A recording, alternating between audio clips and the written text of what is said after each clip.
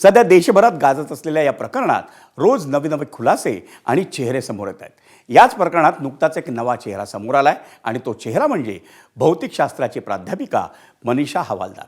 महत्त्वाची बाब म्हणजे मनीषा हवालदार ही देखील पी.व्ही. कुलकर्णी आणि मनीषा मांढरे या दोन शिक्षकांचं नीट पेपर सेट करणाऱ्या समितीत होती।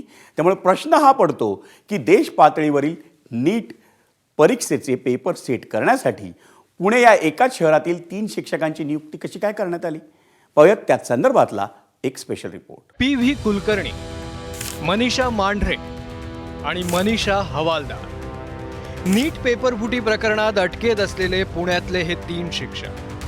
पण धक्कादायक बाब ही की देशातल्या तब्बल 22 लाख विद्यार्थ्यांसाठी नीटचा पेपर सेट करणाऱ्या नॅशनल टेस्टिंग एजन्सी अर्थात NTA मध्ये एकट्या पुण्यातून या 3 शिक्षकांची निवड कशी झाली। मनीषा मांढरे या जीवशास्त्राचा पेपर सेट करायच्या, तर मनीषा हवालदार भौतिकशास्त्राचा, तर पी.व्ही. कुलकर्णी रसायनशास्त्र या विषयाचा पेपर सेट करायचे।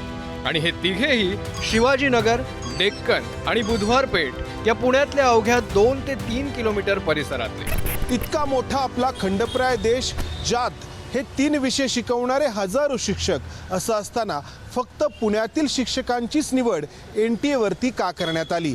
त्यामागे कोणाचा हात होता का आणि NTA मधले अधिकारी त्यामध्ये सामील होते का? या प्रश्नांची उत्तरं स्वतः NTAने टाळण्याचा प्रयत्न केला आहे। त्यामुळं ती देण्याची जबाबदारी आता CBI वरती आहे, कारण सर्वांचीच विश्वासार्हता पणाला लागली आहे।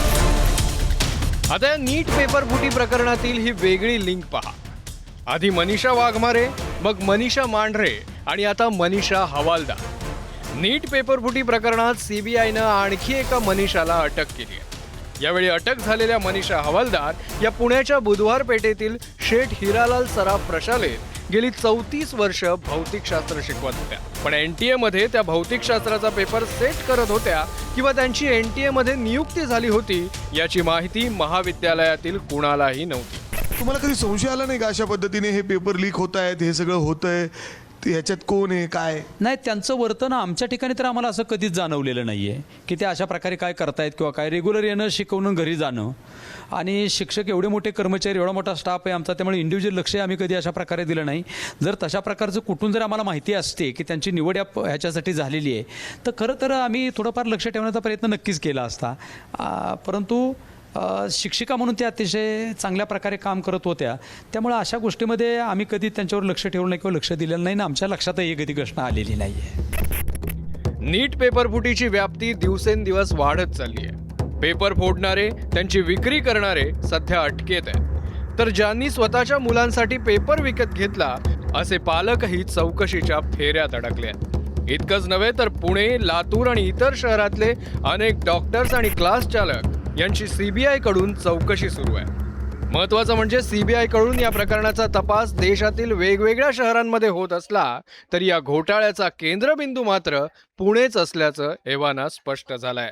नीट पेपर फुटीच्या या प्रकरणाला अद्याप राजकीय वळण मिळालेलं नाही।